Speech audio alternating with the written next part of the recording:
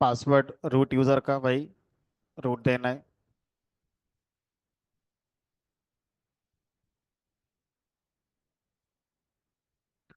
तो कल हम लोग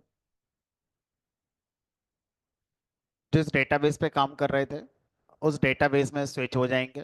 तो डेटाबेस हमने जो बनाया था कल, उसी डेटाबेस के अंदर टेबल बनाई थी, उसी पर हमें काम करना है। तो डेली नया डेटाबेस नहीं बनाना है और ना ही कोई बार बार हमें टेबल बनानी है। अगर हम एग्जिस्टिंग टेबल पे ही आगे काम करना चाहते हैं तो कर सकते हैं।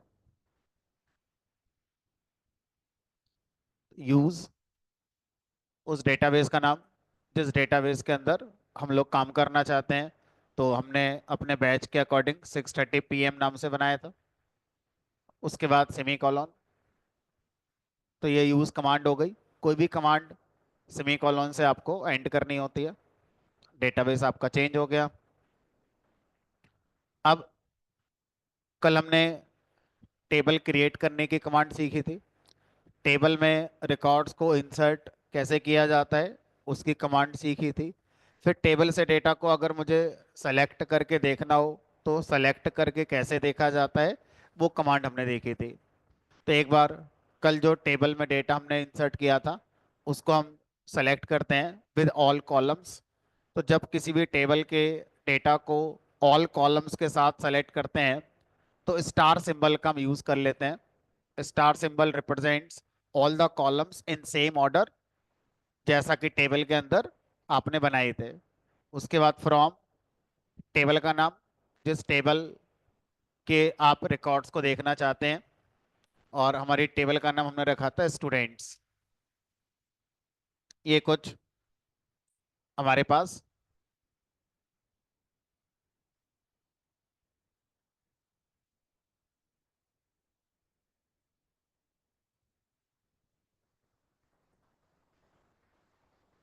ठीक है। अब इंसर्ट कमांड का एक और वेरिएंट आज हम सीखेंगे। इमेजिन करिए, सिनेरियो ये है कि कोई भी एक ऐसा स्टूडेंट है हमारे पास जिसका अभी रोल नंबर मुझे पता है, मुझे उसका नेम भी पता है, लेकिन उसके मार्क्स अभी अपलोड नहीं हुए हैं। कोई वजह हो सकती है, कोई कॉपी चेक होने से रह गई है, या कोई हमारा मिसिंग है कुछ भी इंफॉर्मेशन। तो मुझे एक ऐसा रिकॉर्ड इंसर्ट करना है जिसके लिए तीनों कॉलम की वैल्यू मुझे अभी नहीं पता। मुझे किसी एक कॉलम की वैल्यू पता है या मुझे किसी दो कॉलम की वैल्यू पता है। तो अगर हम ऐसा रिकॉर्ड इंसर्ट करना चाहते हैं जिसमें सारे कॉलम्स की वैल्यू हम इंसर्ट नहीं करेंगे, कुछ ही कॉलम की वैल्यू इंसर्ट करेंगे, तो उसका सिंटैक्स क्या होगा वो देखेंगे। तो पहले हम कल जो सीखा था उसी का इस्तेमाल करते हुए पहले आज जो हम चाहते हैं वो करके देखेंगे। तो इंसर्ट करेंगे, इंसर्ट इनटू टेबल का नाम, तो हम स्टूडेंट्स टेबल में इंसर्ट कर रहे हैं। फिर वैल्यूज और पैरेंथेसिस में जो भी आप रो इंसर्ट कर रहे हैं उस रो में आने वाले कॉलम्स के लिए वैल्यू बताइए। तो पहली वैल्यू आपने बता दी, मान लो 104, कॉमा। दूसरी वैल्यू मान लो आपने कोई नाम दे दिया लाइक अजय। अब आपने तीसरी वैल्यू नहीं बताई। आपने अपने मन में सोच लिया कि अभी मार्क्स हम इंसर्ट ही नहीं करना चाहते, इस रो के लिए हम सिर्फ दो कॉलम की वैल्यू ही इंसर्ट करना चाहते हैं, और आपने सेमीकोलन लगा के एंटर करा। तो बाय डिफॉल्ट एसक्यूएल के अंदर किसी भी रो को इंसर्ट करते समय ये एक रूल है कि आपको सारे कॉलम की वैल्यू इंसर्ट करनी पड़ेगी, और अगर नहीं करेंगे तो you will get error. Error is column count does not match value count. आपकी टेबल में कॉलम की काउंटिंग है 3, और आपने जो रो इंसर्ट करी उसमें 2 ही कॉलम की वैल्यू आप बता रहे हैं, तो ये मैच नहीं हो रहा है। तो सर ये तो बड़ा चैलेंजिंग हो जाएगा। मान लीजिए हमारे सामने सिनेरियो है कि मेरी टेबल में 50 कॉलम्स हैं,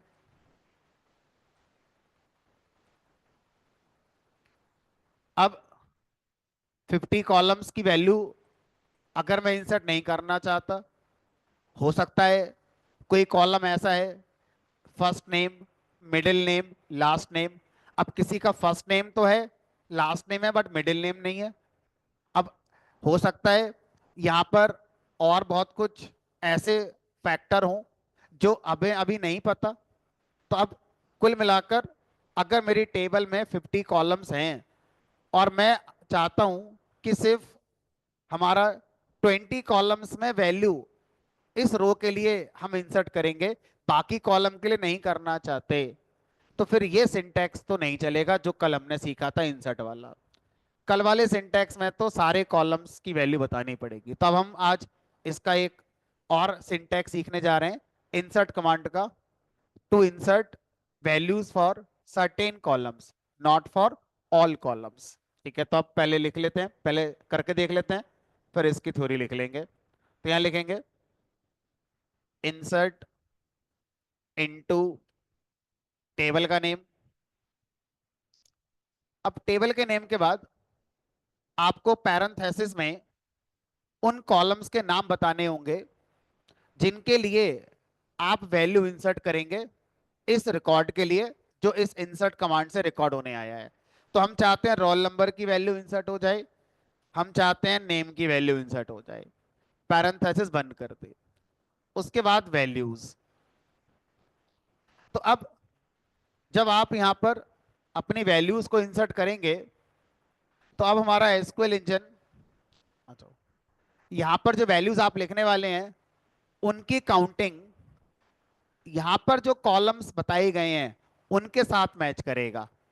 जब आप टेबल में इंसर्ट करते समय कॉलम का नाम नहीं बताते हैं, तो बाय डिफॉल्ट टेबल के एक्चुअल कॉलम्स जो थे उनके साथ काउंटिंग को मैच किया जाता है। तो अब मैंने पहले रोल नंबर बताया है, तो अब मैं पहले रोल नंबर लिखूंगा। अगर मैं पहले नेम बताऊं फिर रोल नंबर बताऊं, तो मुझे वैल्यूज का ऑर्डर भी अकॉर्डिंगली लिखना होगा। पहले नेम बताऊंगा फिर रोल नंबर बताऊंगा। ठीक है, तो अब पहले मैंने रोल नंबर बताया, मान लो 104, कॉमा, उसके बाद मैंने नेम की वैल्यू बता दी, मान लीजिए अजय। अब यहां पर हमने एंटर करा और इस बार क्वेरी ओके हो गई। ठीक है,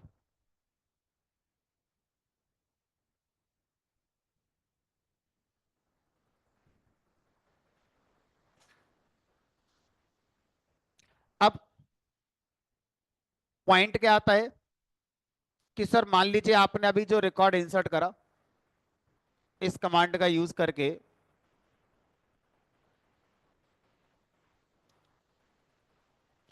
तो कुछ पिक्चर ऐसी बनी होगी कि इस टेबल में एक चौथी रो आ गई होगी जिसमें रोल नंबर की वैल्यू 104 और नेम की वैल्यू आपकी अजय हो गई। यहां पर क्या दिखेगा, ब्लैंक स्पेस दिखेगा या कुछ और अपने आप वैल्यू आ जाएगी?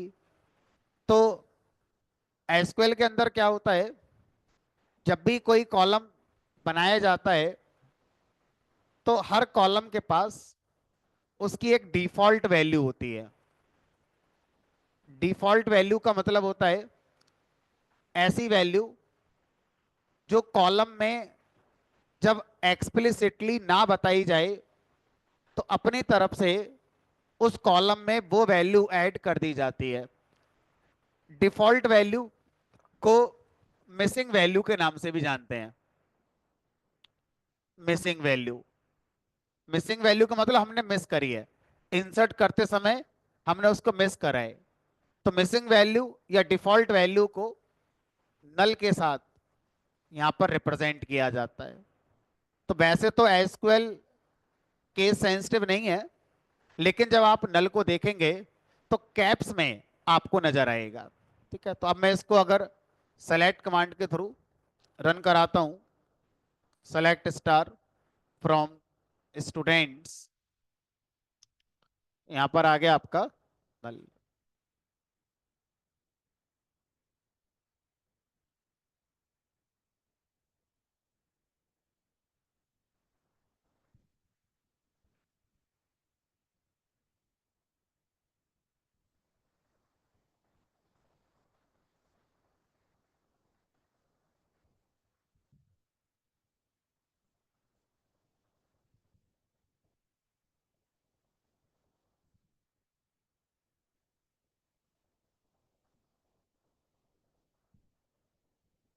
इंसर्ट करने का एक सिंटैक्स हमें और सीखने को मिल गया, इसको अपने नोट्स में ऐड कर लेते हैं।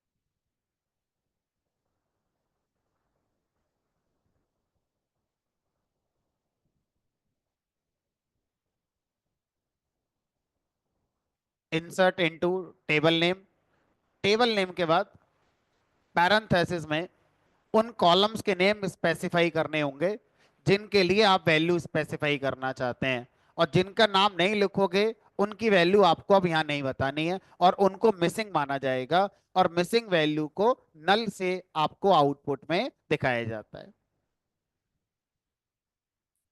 Column 1, column 2, dot dot dot.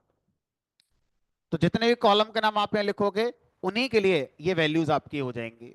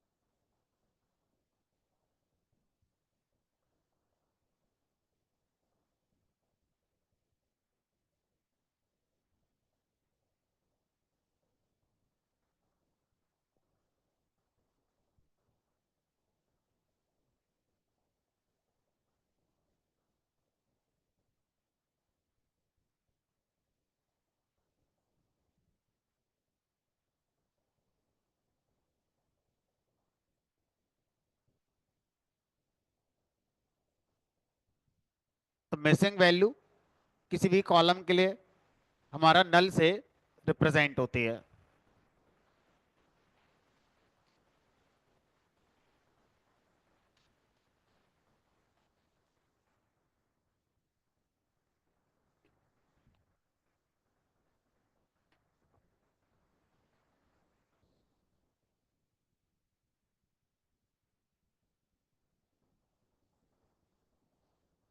बताइए क्या पूछना है।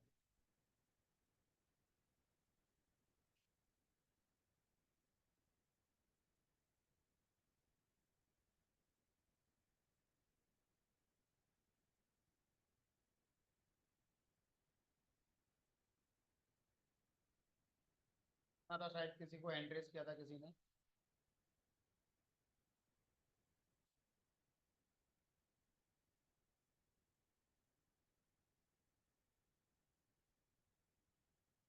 ठीक है, आगे बढ़।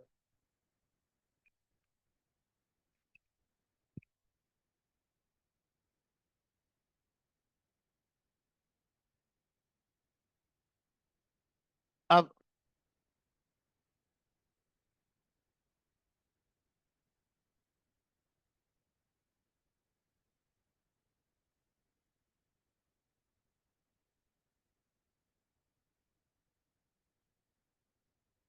इस बात का ध्यान रखेंगे कि अगर आपको ये काम दिया जाए कि सर मुझे इसमें अभी दो रिकॉर्ड और ऐड करने हैं,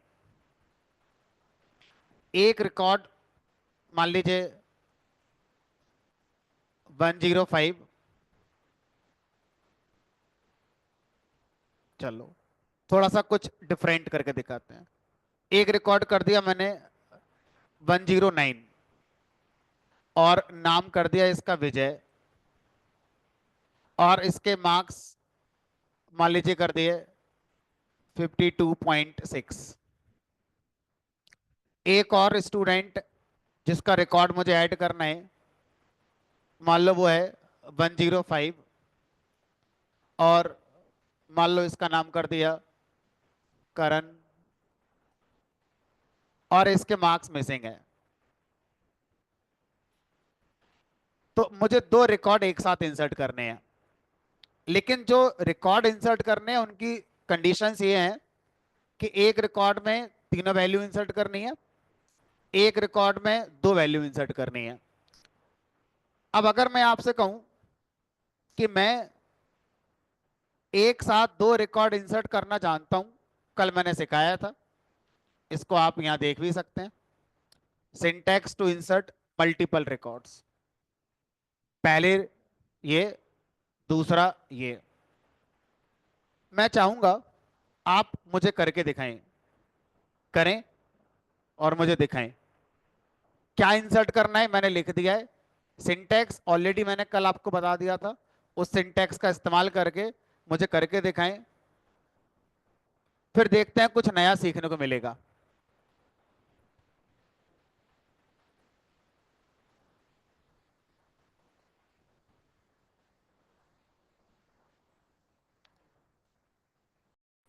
कि हमने किस नाम से टेबल बनाई है ना।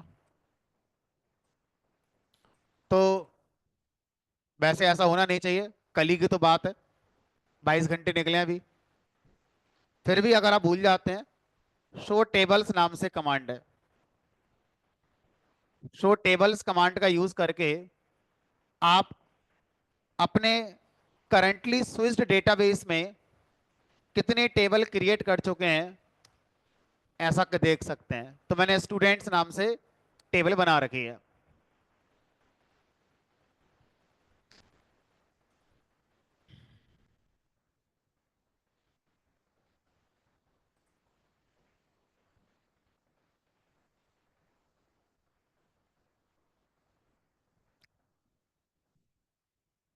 चलो, अब मैंने जो काम दिया था करने के लिए, ये काम था जिसमें एक ही इंसर्ट कमांड से इस काम को करना है। तो ये थोड़ा ट्रिकी होगा, आपको लगेगा कि ये तो आसान सा है, कुछ है नहीं इसमें ऐसा, लेकिन वास्तव में कुछ तो है इसमें। आपने लिखा इंसर्ट इनटू टेबल का नेम, स्टूडेंट्स, वैल्यूज, पहले वाले में 109, फिर विजय, और उसके बाद 52.6, कॉमा 105 करण। अब आप इसे मिस कर नहीं सकते, क्योंकि जब आपने इंसर्ट करते समय टेबल का नाम लिखा और उसके साथ कॉलम नहीं बताए, तो यह माना जाएगा कि आप इंटरेस्टेड हैं इस टेबल के सारे कॉलम में वैल्यू इंसर्ट करने के लिए। अब आप बोलोगे सर इस वाले रिकॉर्ड के लिए तो इंटरेस्टेड थे, लेकिन इसके लिए नहीं थे, तो फिर आपकी चलेगी नहीं और ये एरर आ जाएगी। देखते हैं, column count does not match value count. अच्छा, ऐसा होने पर ये पहला वाला भी इंसर्ट नहीं हुआ होगा क्या, या हो गया होगा? हमने कहा चलो क्रॉस चेक करके देखते हैं। यानी कि कोई कमांड पूरी तरह चलती है, रादर देन कि उसका आधा हिस्सा तो सही था, उतना काम तो हो जाता नहीं। एरर का मतलब है पूरी कमांड ही नहीं चली होगी आपकी। अब अगर आप ये सोचोगे कि इसमें मुझे एक वैल्यू मिसिंग करनी है, तो मुझे दो ही कॉलम की वैल्यू बतानी है, तो अब यहां पर फिर मैं ये वाला फ्लेवर लेकर आऊंगा कि इंसर्ट इनटू स्टूडेंट, कॉलम का नेम, रोल नंबर और नेम। लेकिन अब प्रॉब्लम ये आएगी कि फिर मुझे दोनों के लिए ही यही बताना पड़ेगा। आप ऐसे नहीं कर सकते कि 109 और यहां पर विजय और यहां पर कर दिया 52.6, और दूसरे के लिए आप बता ही नहीं पाएंगे, एरर आएगी ना। अब आप तीन वैल्यू नहीं बता सकते, आपने दो ही कॉलम लिखे हैं, दो ही बता सकते हैं, तो सर ये फिर होगा कैसे? तो या तो अलग अलग इंसर्ट कमांड चलानी पड़ेंगी, या तीसरा तरीका होगा, आप सारे कॉलम की वैल्यू इंसर्ट करें, पहले वाले की लिखें, फिर दूसरे वाले की लिखें 105 कॉमा करण, और उसके बाद मैन्युअली आप यहां पर क्या लिख सकते हैं, नल लिख सकते हैं। तो इस तरह से आप दूसरे वाले रिकॉर्ड में मार्क्स को खुद से भी मिसिंग करके इंसर्ट कर सकते हैं, रादर देन जो डिफॉल्ट मिसिंग मिलता वो। क्योंकि अब हम उस पॉइंट पर नहीं है कि हम यहां पर कॉलम के नाम स्पेसिफाई करें, क्योंकि एक में मुझे तीनों बताने हैं। तो अब मुझे दोनों रिकॉर्ड में तीनों ही बताने पड़ेंगे, मिसिंग वाले को भी मुझे खुद ही बताना पड़ जाएगा। देखते हैं चलता है क्या। अगर चलता है तो अच्छी बात है, अगर नहीं चला तो फिर हमें अलग अलग इंसर्ट कमांड चलानी ही पड़ेंगी। ठीक है, चल गया। क्वेरी ओके, कोई दिक्कत नहीं आई।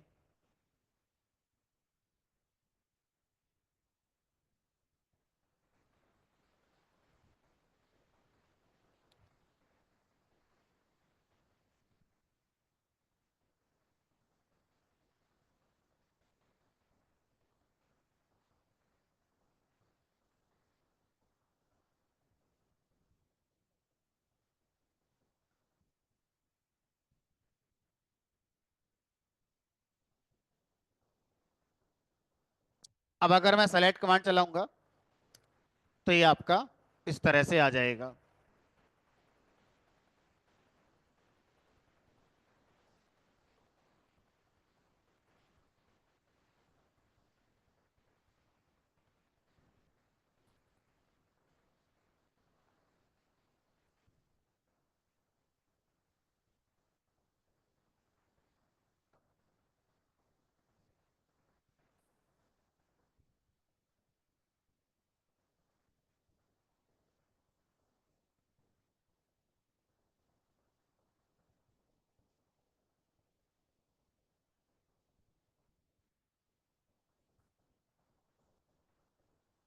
कुछ बातें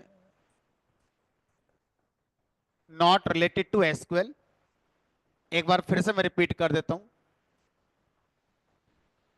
आपका जो बैच है, ये batch 4 days in a week run होगा, और इसको हम वीकडे बैच कहते हैं। 4 डेज आपका चलेगा। आपके डेज होंगे Monday, Tuesday, Wednesday and Friday. Thursday, Saturday, Sunday batch आपका ऑफ रहेगा। बैच ऑफ रहेगा, ऑफिस खुला रहेगा। किसी को ऑफिस से रिलेटेड कोई काम करना है, कोई और बात करनी है, तो आप आ सकते हैं। 7 डेज ओपन होता है ड्यूकेट। ठीक है। उसके बाद हमारा बैच का जो टाइम है, 6:30 to 8 PM इन जनरल है। ठीक है। उसके बाद क्लास से रिलेटेड जो भी स्टडी मटेरियल है, वो स्टडी मटेरियल आपका गूगल क्लासरूम में अपलोड किया जाता है। ये सारी इंफॉर्मेशन आपको फ्रॉम डे वन कंटिन्यूसली मैं हर दिन दे रहा हूँ। क्लासरूम में जो एडेड हैं उन सबको रिकॉर्डिंग मिल रही हैं, थ्योरी नोट्स में लिख रहा हूँ वो मिल रहे हैं, क्लास में जो मैं कमांड्स लिखता हूँ वो भी आपको मिल रही हैं। अगर कोई किसी वजह से ऐड नहीं हो पा रहा है तो उसके लिए मैंने बताया था कि आपको एक नंबर पे अपनी डिटेल्स को व्हाट्सअप करना है। आपको एक हमारी तरफ से लिंक मिलेगा आपके जीमेल अकाउंट पर, और उसके थ्रू आप ज्वाइन कर लेंगे। ठीक है। पिछले 3 दिन से लगातार मैं ये बात आपको बता रहा हूँ। ठीक। अब इस नंबर पे आपको व्हाट्सअप करना है ना, और अपनी जो समस्या है आप लिखकर उनको व्हाट्सअप कर देना।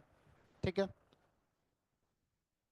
कितने लोगों ने क्लासरूम ग्रुप ज्वाइन कर लिया है, एक बार मैं फिर से दिखा देता हूं।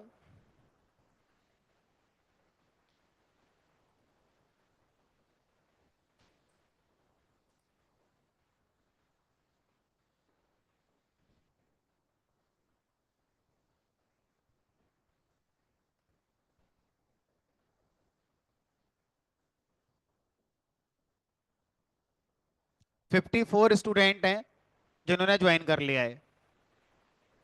अभी 54 स्टूडेंट वो हैं जो पिछले 3 दिन में कभी ना कभी एक दिन जरूर आए होंगे, क्योंकि मैं लगातार से बोल रहा हूँ कि ऐसे ज्वाइन करना है, ऐसे ये करना है।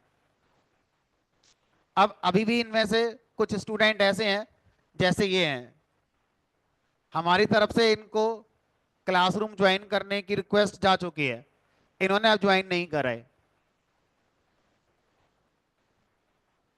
और ये शायद आज भी क्लास में नहीं होंगी। उसके बाद दो ये हैं, इन्होंने अभी तक क्लास ज्वाइन नहीं करी, हमारी तरफ से इनको मेल जा चुका है। एक ये हैं, एक ये हैं, तो 5 लोग अभी भी ऐसे हैं जिनको हमारी तरफ से ग्रुप ज्वाइन करने का लिंक जा चुका है। अब इन 5ओं को अपने जीमेल के इनबॉक्स में या स्पैम में चेक करना है, क्या इनको कोई मेल रिसीव हुई है। किस अकाउंट से मेल रिसीव होगी, ड्यूकैट पाइथन नाम से रिसीव होगी। फ्रॉम में ये आपका एड्रेस होगा, नहीं मिल रही है सर्च कर लो, आपको मिल जाएगी। जो ऑलरेडी पहले से किसी कोर्स को यहाँ पे कर चुके हैं ड्यूकैट में, उनका ऑलरेडी उस मॉड्यूल का क्लासरूम ग्रुप होगा। अगर वो मोबाइल के थ्रू ज्वाइन कर रहे हैं तो उनको उनका पुराना वाला ही एक्सेस मिल जाता है, नए वाले में ऐड नहीं हो रहे हैं वो। तो उसका सॉल्यूशन बताया था मैंने, लैपटॉप के ब्राउजर पे चलाएंगे तो आपको नए वाले का एक्सेस मिल जाएगा। अब बताओ कौन क्या पूछ रहा था। जो उस वाले बैच में थे, उस वाले बैच में उसको पोस्ट कर दिया गया है। पहले आप किस बैच में थे? अब आप उस ग्रुप को आखिरी बार कब देखा था आपने? अब आज और देख लेना, उसमें कुछ ना कुछ अपडेट आपको मिल जाएगा और आपका आंसर उसमें होगा। ठीक है, चलो। जो इस वाले बैच में ज्वाइन कर रहे हैं उनको इस नंबर पर व्हाट्सअप करना है। इससे पहले वो किस बैच में थे, किस ग्रुप में थे, किस कोर्स में थे, किससे पढ़ते थे, उससे कोई मतलब नहीं है ना। आपको इस क्लासरूम में ज्वाइन होने के लिए इस नंबर पे फिर से अपनी डिटेल शेयर करनी है, आपको नया लिंक मिलेगा और इस क्लासरूम में ज्वाइन हो जाएंगे। ठीक है, क्या कंटेंट है हमारे जो हम लोग कवर करने वाले हैं अपने सिलेबस में? बेटर है कि आपने जिससे एडमिशन लिया है आप उससे पूछें, क्योंकि हर किसी का कंटेंट अलग अलग है। एक रफ आइडिया देने के लिए अब मैं आपको जो मेरे पास कंटेंट अवेलेबल है थोड़ा सा बता देता हूँ।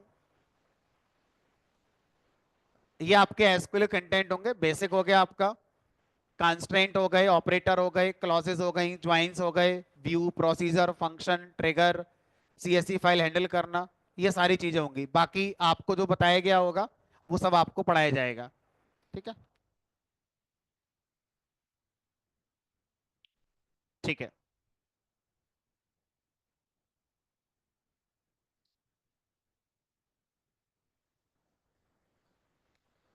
चलिए अगेन मैं बोलूंगा, जिसका जो कोर्स है अपने काउंसलर से डिस्कस करिए, क्योंकि इस बैच में 5 कोर्सेज के स्टूडेंट हैं। मैं कुछ दिखाऊंगा तो दूसरा बोलेगा मेरे में ये नहीं है, वो बोलेगा मेरे में ये है, तो यहाँ पर शायद मैं नहीं बता पाऊंगा किसके में क्या है। आप अपने काउंसलर से मिलिए, 5 कोर्सेज के स्टूडेंट यहाँ पर पढ़ रहे हैं। ठीक है, चलिए वापस आ जाते हैं अपनी पिक्चर पे। अब एक चीज और नोटिस करिए, वो ये कि हमने जिस ऑर्डर में जो रिकॉर्ड इंसर्ट किया था, सेलेक्ट कमांड उसी ऑर्डर में लेकर आई है। हमने 109 पहले करा था, 105 बाद में करा था। इंटेंशनली मैंने ऐसा किया था ताकि मैं इस बात को आपको समझा पाऊं। क्योंकि पॉइंट ये होता है कि सर कॉलम का ऑर्डर कैसे पता चला, ये यहां से पता चला। अगर मैं कॉलम का ऑर्डर अपने हिसाब से बनाना चाहता हूं तो मैं लिखूंगा मैन्युअली कि select marks comma name comma roll number, और अगर मैं स्टार लगा रहा हूं it means all columns in the same order जैसा टेबल में थे। लेकिन सर इसका आंसर हमें नहीं पता चला था कि ये रोज पहले यही क्यों आई, दूसरी ये क्यों आई। तो ये रोज का जो ऑर्डर है ये कैसे डिसाइड हुआ, ये पता नहीं चला। तो सेलेक्ट कमांड से पूछा गया कि भाई रोज कैसे लेकर आई, तो सेलेक्ट कमांड ने कहा सेम ऑर्डर, जिस ऑर्डर में टेबल में पहुंची थी उसी ऑर्डर में सेलेक्ट कमांड इसको लेकर आई है। ठीक है। अब माइट भी आप एग्री ना होते हो इस बात के साथ, आप चाहते हैं कि मुझे नेम के अल्फाबेटिकल ऑर्डर में डेटा दिखाओ। अभी बाय डिफॉल्ट ना तो ये रोल नंबर के ऑर्डर में है, ना नेम के ऑर्डर में है, ना ही मार्क्स के ऑर्डर में। अभी तो ये इंसर्ट जिस ऑर्डर में जो रो हुई है उसी ऑर्डर में आपको डेटा सेलेक्ट कमांड ने दिखा दिया है। तो अगर मैं अपने डेटा को अपने अकॉर्डिंग ऑर्गेनाइज करना चाहता हूं, अपने अकॉर्डिंग एक ऑर्डर देना चाहता हूं, तो कैसे लिखेंगे, तो यहां लिखेंगे सेलेक्ट स्टार फ्रॉम स्टूडेंट्स, उसके बाद ऑर्डर। ऑर्डर एक कीवर्ड है, उसके बाद स्पेस। अब बाई, हमें अपनी रोज को ऑर्डर में लगाना है, किसके द्वारा, बाई में उस कॉलम का नाम लिखेंगे जिसके अकॉर्डिंग आप रोज का ऑर्डर लगाना चाहते हैं। जैसे भी आपने कहा कि नेम कॉलम के अकॉर्डिंग, तो ऑर्डर बाई नेम। अब अगर हम ऑर्डर की बात करते हैं किसी पर्टिकुलर कॉलम के अकॉर्डिंग, तो दो तरह के ऑर्डर होते हैं, असेंडिंग ऑर्डर और डिसेंडिंग ऑर्डर। असेंडिंग ऑर्डर का मतलब है डिक्शनरी ऑर्डर में छोटे से बड़े क्रम में। डिसेंडिंग का मतलब है हमारा जो हाईएस्ट वैल्यू है पहले आएगी, देन लोएस्ट तक हम लोग जाएंगे। तो अब इसके बाद लिखते हैं यहां पर ए एस सी, अगर आप असेंडिंग ऑर्डर में चाहते हो, डी ई एस सी अगर आप डिसेंडिंग ऑर्डर में चाहते हो। हमने कहा नहीं, पहले असेंडिंग में लगाओ, ए एस। उसके बाद तो यहां तक तो हम लिख ही रहे थे, सेलेक्ट स्टार फ्रॉम टेबल का नेम। अब इसके आगे आपने ऑर्डर वाई लगा दिया, ऑर्डर करो रोज को। तो ये ऑर्डर बाई कॉलम को ऑर्डर नहीं बनाता, रोज का ऑर्डर बनाता है। तो ये वाला जो हिस्सा है ये हमारा ऑर्गेनाइज करता है या अरेंज करता है रोज के लिए। Arrange order of rose, not column. Column का ऑर्डर तो यहां से डिसाइड हो रहा है, ठीक है। और जब ये हिस्सा नहीं था तो सेम ऑर्डर था जिस ऑर्डर में टेबल में इंसर्टेड था। अब जब मैं एंटर करूंगा तो बताओ, सबसे पहली रो नेम के असेंडिंग ऑर्डर में कौन सी वाली होनी चाहिए, जो अल्फाबेटिकली ए से शुरू होती है। क्या कोई रो ऐसी है जो शुरू ए से होती है, ये रही। तो सबसे पहले ये वाली रो आएगी। फिर बी से शुरू होने वाली कोई है नहीं, सी वाली है, ये आएगी चिंटू वाली। और सर अगर दो होती ए से शुरू होने वाली तो सेकंड लेटर देखेंगे, जैसे एक है अजय और एक है मान लो यहां पर अभिषेक। तो अजय और अभिषेक में देखो ए डिसाइड नहीं हुआ, जे से हो जाएगा। अगला लेटर यहाँ जे है, यहाँ पर कौन है, बी। बताओ पहले कौन आएगा, अजय आएगा अभिषेक आएगा, अभिषेक। तो सेम डिक्शनरी ऑर्डर जो क्लास में हमारे रोल नंबर का होता है उसी तरह से आप डिसाइड करेंगे, ठीक है। अब एंटर करेंगे, यहाँ क्या, तो सर ये जो ऑर्डर अभी आपने लगा दिया, क्या ये टेबल के अंदर भी चेंज हो गया होगा, नहीं। ये ऑर्डर सिर्फ इस सेलेक्ट के रिजल्ट के लिए है। सेलेक्ट कमांड का रिजल्ट कंप्लीट, बात खत्म हो गई। टेबल में जो जैसा था वैसा ही होगा, वहां कोई चेंज नहीं हुआ है। सेलेक्ट कमांड पर हम जो भी काम करते हैं वो वैलिड है सिर्फ उस सेलेक्ट के रिजल्ट तक के लिए। रिजल्ट आपने देख लिया, जो जो आपने लिखा सेलेक्ट को, सारी बातें खत्म हो गई, ठीक है।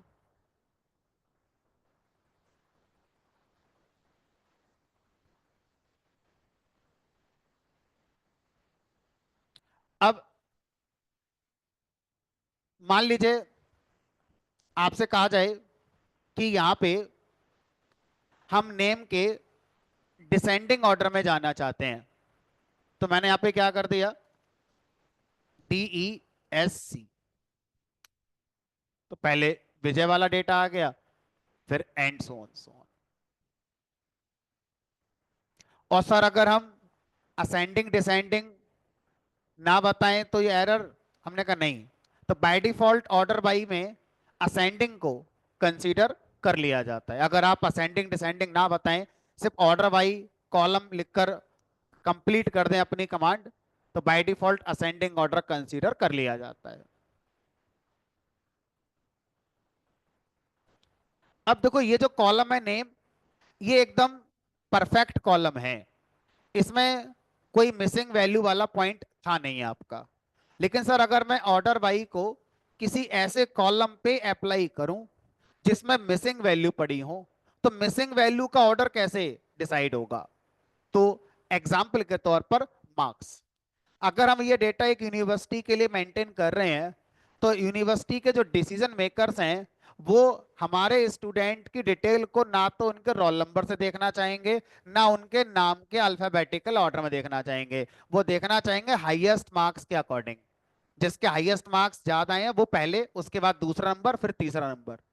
तभी तो वो टॉप 5 निकाल लेंगे, टॉप 3 निकाल लेंगे। टॉपर कौन है कैसे पता चलेगा? सारे स्टूडेंट के डेटा को मार्क्स के डिसेंडिंग ऑर्डर में लगा दो, पहली रो टॉपर है।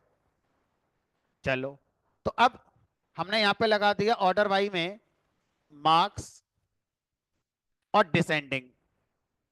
लेकिन सर यहां पर नल वैल्यू आ रही है, तो नल वैल्यू को जब ऑर्डर में रखा जाता है तो ये सबसे मिनिमम वैल्यू कंसीडर होती है। तो नल इज कंसीडर्ड सबसे मिनिमम वैल्यू। तो अगर हम इसके अकॉर्डिंग देखें, तो सबसे पहले हाईएस्ट मार्क्स कौन से आएंगे हमारे? ये वाला 72 वाला। सेकंड नंबर पे कौन सा आएगा? ये वाला। थर्ड नंबर पे आएगा ये वाला, ये फर्स्ट, ये सेकंड, ये थर्ड, और उसके बाद ये आएगा आपका फोर्थ नंबर पे।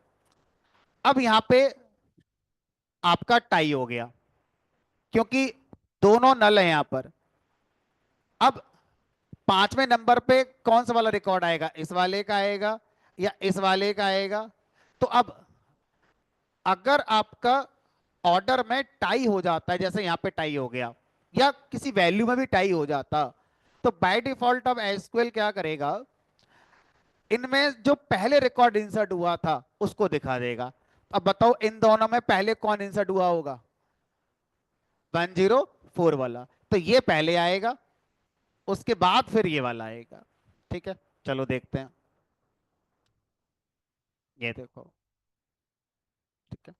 तो अगर हम किसी ऐसे कॉलम पर ऑर्डर वाइज चलाते हैं जिसमें मिसिंग वैल्यूज हैं, तो मिसिंग वैल्यू को ऑर्डर में सबसे छोटी वैल्यू माना जाता है। और ऐसी कई सारी वैल्यूज हैं, तो उनमें फिर कौन सी रो पहले दिखेगी कौन सी बाद में दिखेगी, तो ये इस बात पे डिपेंड करेगा कि आपका पहले कौन सी रो हमारी इंसर्ट हुई थी।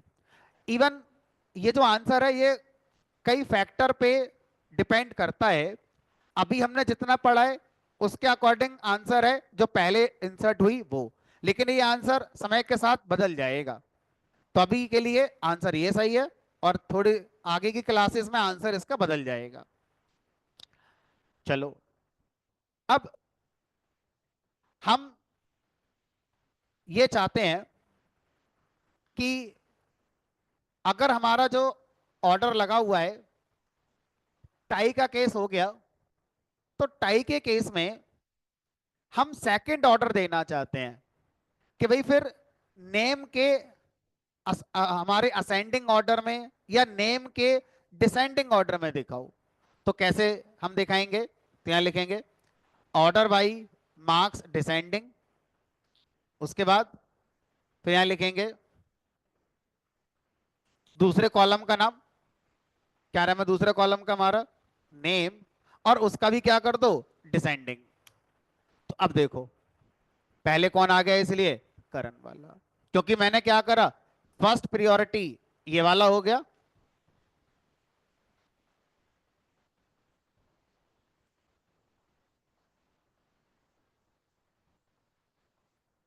फर्स्ट प्रियोरिटी ये कॉलम हो गया।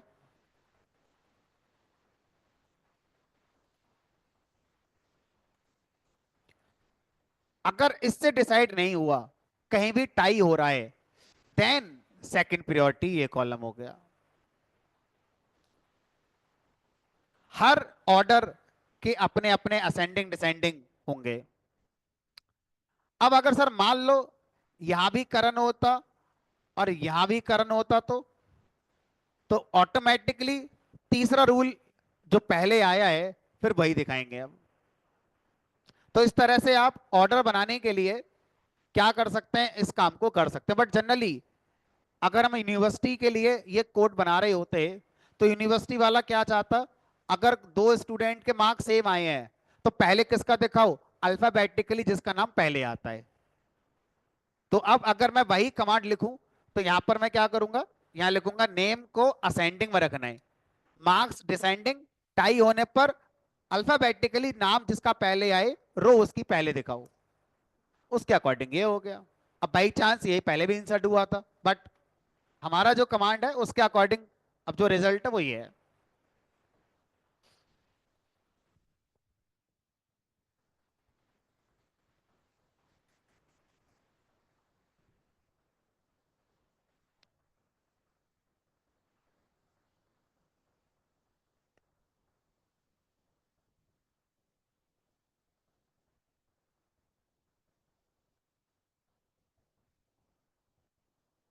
अब सर क्या ऐसा हो सकता है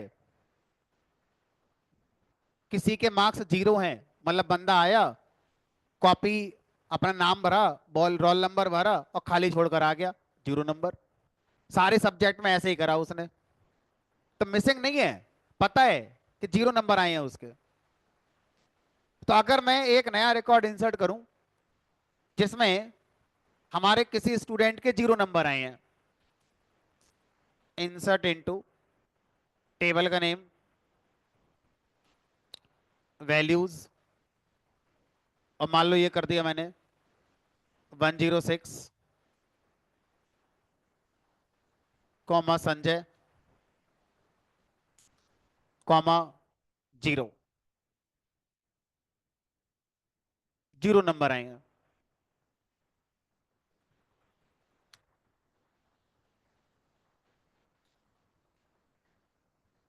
ये लो।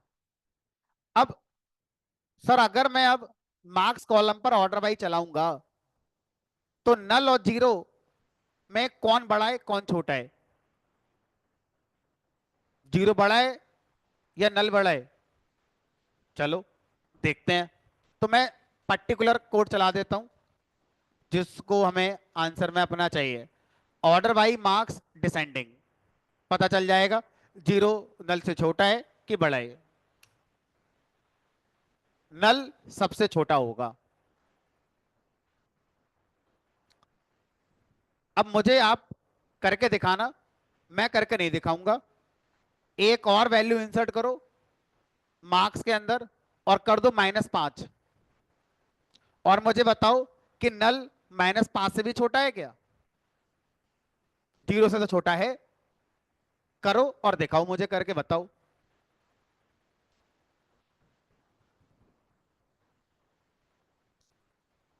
तो एक नया रिकॉर्ड इंसर्ट करेंगे, मार्क्स में वैल्यू -5 इंसर्ट कर दो, मान के चलते नेगेटिव मार्किंग थी हमारे यहां पर, और उसके बाद फिर यही कमांड चला देना ऑर्डर बाई मार्क्स डिसेंडिंग, और बताना कि अब नल किधर है।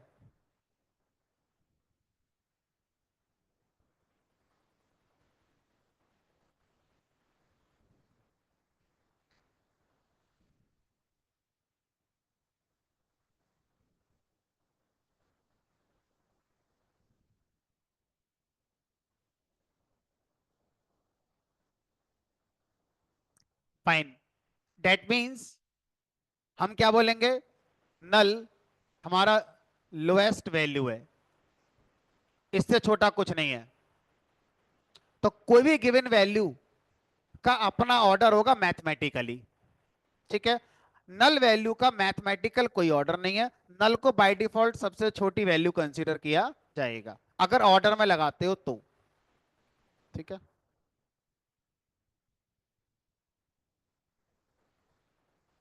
चलिए, तो 2-3 लोगों ने करके दिखाया है तो मैंने उनका आंसर आपको बता दिया क्लास में। बाकी आप लोग खुद करके देखो तब पता चलेगा। इसका वेट मत करो कि मैं करूंगा तब पता चलेगा।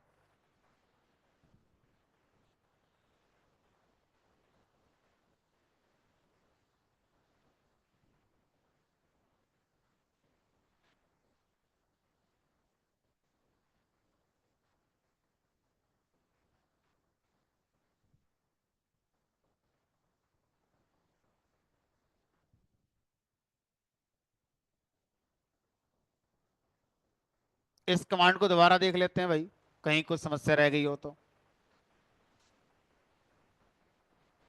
इस कमांड में अगर हम देखें तो पहले सिंपल चलाते हैं।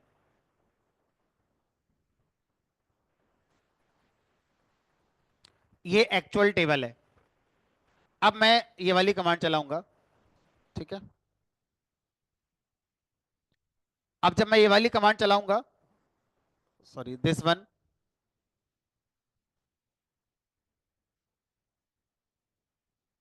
तो यहां पर मैं नेम को डिसेंडिंग, सॉरी मार्क्स को डिसेंडिंग कर रहा हूं। तो अब आप ये थोड़ी सोचेंगे कि जो मार्क्स हैं सिर्फ ये ऊपर जाएंगे, पूरी रो हमारी ऊपर जाएगी, सिर्फ मार्क्स ऊपर नहीं जाएंगे। आप सोच रहे हो नहीं ये यहां पहुंच गया, ये यहीं रहेगा मोनू, यहां क्यों रहेगा मोनू? पूरी रो साथ में जाएगी जब जाएगी तो, है ना। तो पूरी रो का ऑर्डर डिसाइड होगा बेस्ड ऑन दिस कॉलम, ठीक है। तो अब ये वाली पूरी रो ऊपर की तरफ शिफ्ट हो गई हमारी, ठीक है।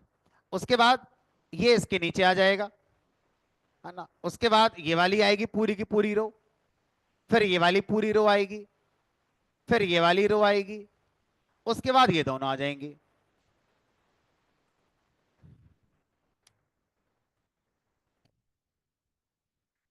अब आप बोलोगे फिर इसका फायदा क्या हुआ?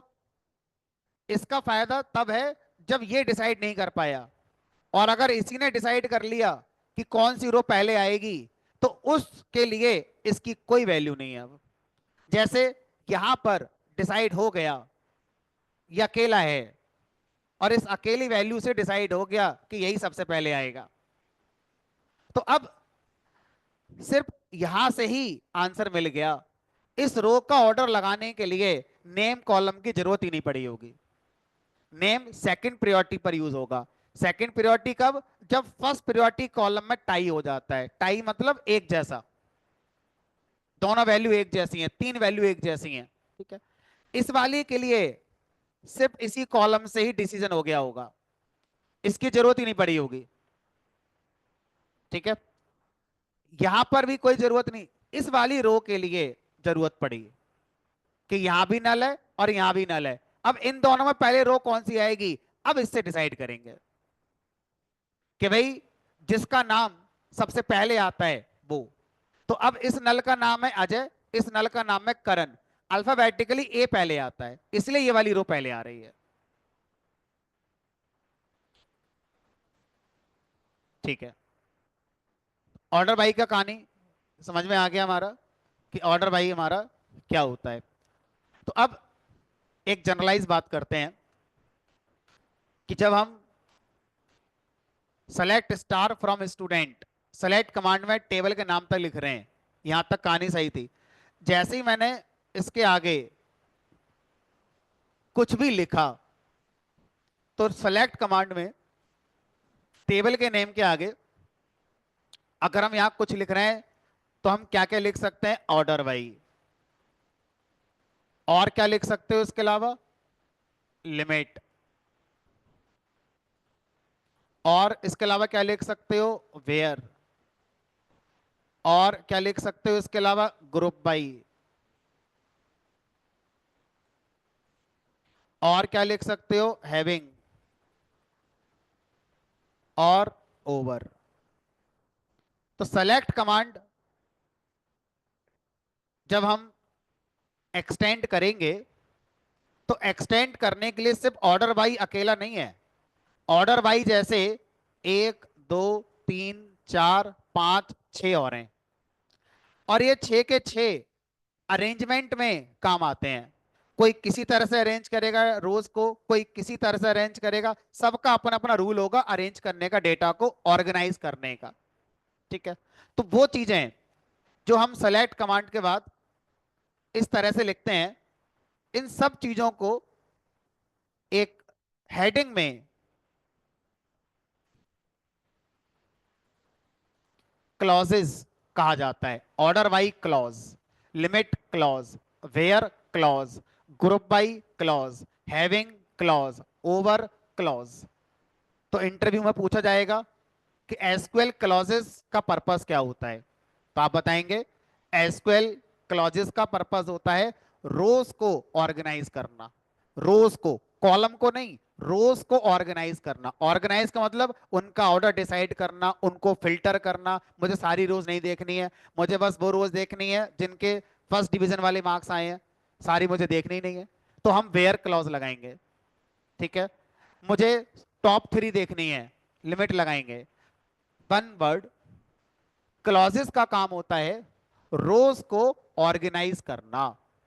ऑर्गेनाइज का मतलब ऑर्डर लगाना, फिल्टर करना, लिमिट लगाना, ग्रुपिंग करना, ये सब ऑर्गेनाइज करने के अंदर आपका आएगा। तो उसमें से एक हमने अभी पढ़ा जिसका नाम है ऑर्डर बाई। अब यहां पर हम इस तरह से लिखेंगे SQL clauses.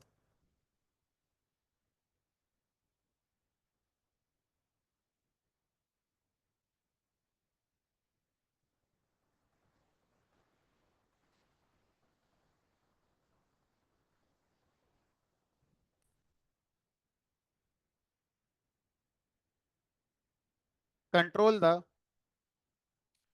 Rose in select, update,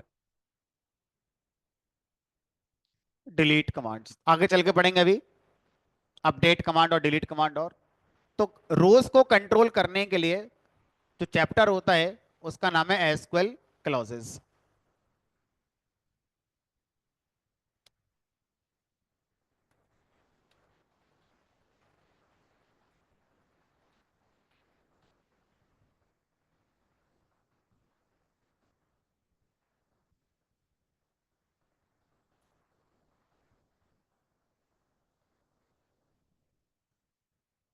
एक है order by clause, limit clause,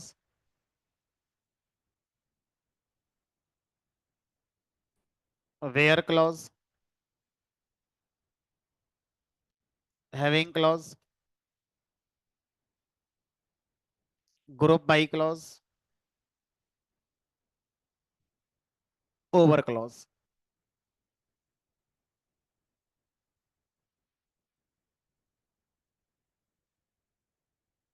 अब हमारे साथ जो चैलेंज है वो ये है कि हमने क्लॉजेस का चैप्टर इंट्रोड्यूस तो कर लिया, लेकिन हम इसको खत्म नहीं कर पाएंगे अभी, क्योंकि इसमें जो क्लॉजेस यूज हो रही हैं, कोई क्लॉज 4 दिन के बाद के चैप्टर में आएगी, कोई क्लॉज हो सकता है 8वीं 10वीं क्लास में यूज होती है, हो सकता है कोई क्लॉज आखिरी क्लास में यूज होती हो। तो इस तरह से हमें यह पता चल गया कि हम क्या कर सकते हैं, रोज को कंट्रोल जब भी करना हो तो हमें इस टॉपिक को याद कर लेना है। तो अभी हम कुछ रोज को कंट्रोल करना सीख रहे थे ऑर्डर के अकॉर्डिंग, कि रोज का ऑर्डर कंट्रोल करना चाहते थे, इसलिए हमें यह पढ़ना पड़ गया। ठीक है। तो जितना अभी हम पढ़ सकते हैं इस सीक्वेंस के अकॉर्डिंग पहले उतना पढ़ लेते हैं, और जो बचेंगी उनको आगे पढ़ेंगे। एंड ऑफ द कोर्स हमने 6 की 6 पढ़ ली होंगी। ठीक है।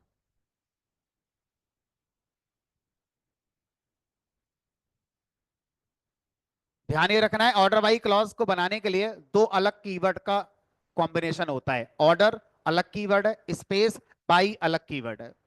सिंगल वर्ड नहीं है, ये दो अलग वर्ड है, ऑर्डर बाई, ये दो कीवर्ड्स हैं। ठीक है। इनसे कंबाइन होकर ऑर्डर बाई क्लॉज बनाई जाती है।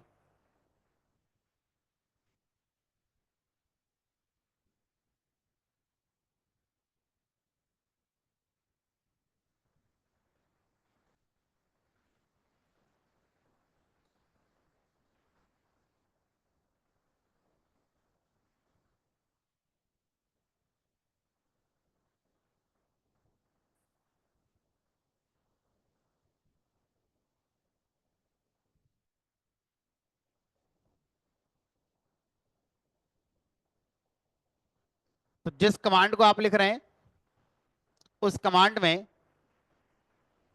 ऑर्डर ऑफ रिकॉर्ड्स, रिकॉर्ड और रो इंटरचेंजेबल वर्ड है। ये मत कहना यहाँ रो लिख दिया यहाँ रिकॉर्ड लिख रहे हो, दोनों का मतलब एक ही है, पर्यायवाची है दोनों।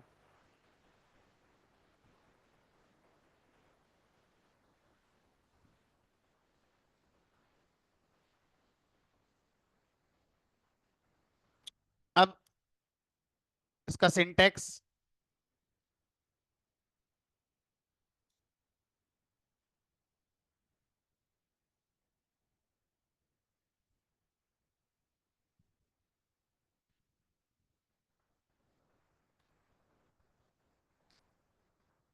सिंटेक्स विद सेलेक्ट, तो इसके अलग अलग सिंटेक्स हैं। अभी मैं सेलेक्ट के साथ सिखा रहा हूँ, आगे चलकर हम और भी इसके सिंटेक्स सीखेंगे।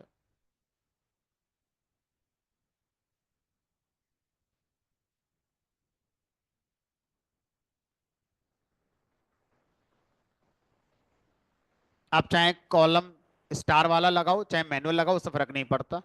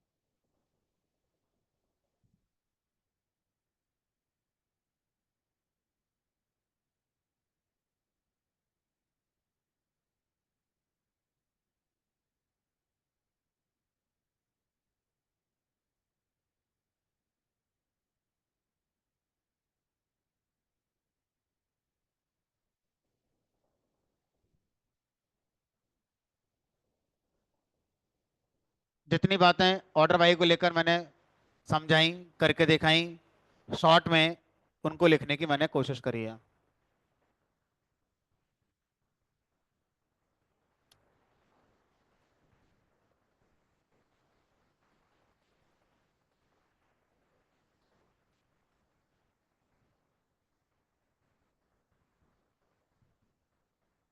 अगर हम ऑर्डर बाई में ऑर्डर टाइप ना बताएं, असेंडिंग या डिसेंडिंग, तो default order type is ascending.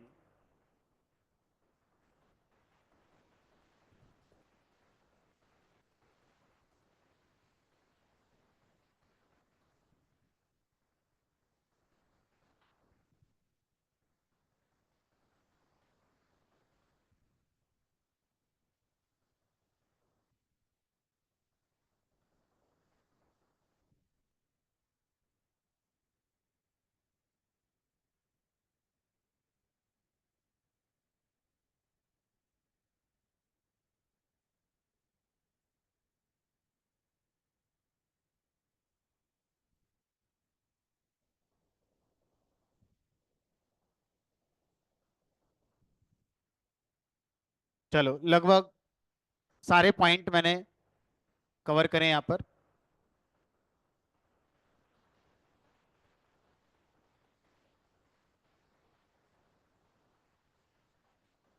Default का मतलब ऐसे नहीं होगा। डिफॉल्ट असेंडिंग का मतलब है ऑर्डर टाइप, असेंडिंग या डिसेंडिंग में डिफॉल्ट असेंडिंग है। डिफॉल्ट कॉलम का नाम कोई नहीं है। आप लिख दो ऑर्डर बाई और ये ना बताओ कॉलम का नाम कौन सा है, तो देख लेते हैं, हो सकता है अपने मन से कुछ मान ले, है ना। एरर। तो यहां पर मैंने जो लिखा है कि डिफॉल्ट ऑर्डर इज असेंडिंग, तो मैं इसकी बात कर रहा हूं, ठीक है। तो इसे बोलते हैं ऑर्डर टाइप। चलो, गलती मेरी है। Default order type is ascending. Default column name is nothing, you have to specify column name explicitly, otherwise you will get error.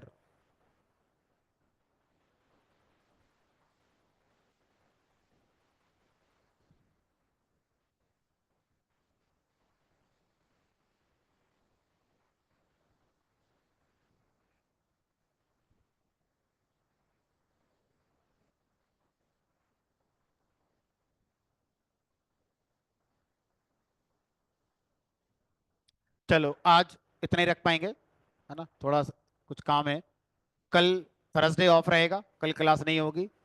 अगली क्लास फ्राइडे को होगी। फ्राइडे को मिलेंगे 6:30, ठीक है। तो कोशिश करिए फ्राइडे को जो भी लोग आए, किसी का कुछ अगर बैक हो गया है तो वो अपना कवर कर ले। कल का टाइम पूरा मिलेगा, रिकॉर्डिंग से देखे समझे, सो डैट आप आगे मेरे साथ साथ चल पाओगे।